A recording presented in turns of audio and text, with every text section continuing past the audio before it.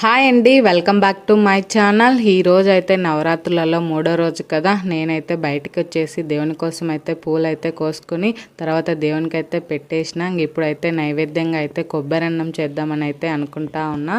అమ్మవారికి ఎంతో ఇష్టమైనది కదా, అందుకని అయితే ఫస్ట్ పోపు వేసిన తర్వాత నా దగ్గర ఉన్న కొబ్బరి తురుము అయితే బాగా తుడుముకొని దాంట్లో 2-3 మినిట్స్ అయితే ఫ్రై చేసిన తర్వాత వేడి అన్నం అయితే వేసి కలిపిన. అంతే అండి, మంచిగా అయితే కొబ్బరి అన్నం అయితే రెడీ అయిపోయింది. ఇప్పుడు దాన్ని అయితే దేవుని దగ్గరకి అయితే ప్రసాదంగా పెట్టి పూజ చేసిన. ఈ నవరాత్రులలో అయితే 9 రకాల నైవేద్యాలు చేద్దామని అయితే ఫస్ట్ నుంచి అనుకుంటా ఉన్నా. అందుకని ఈరోజు అయితే కొబ్బరి అన్నం అయితే చేస్తూ ఉన్నా. ఇంకా బయటికి వెళ్దాం అనుకుంటే మా వారికి అయితే అసలు టైమే చిక్కట్లేదు. బయట విగ్రహాలు ప్రతిష్ఠించిండ్రు. నైట్ అన్న వెళ్ళేసి అయితే దేవుణ్ణి అయితే దర్శించుకొని రావాలి. ఇక్కడ గుడికి వెళ్దామన్నా కూడా చాలా దూరం అండి.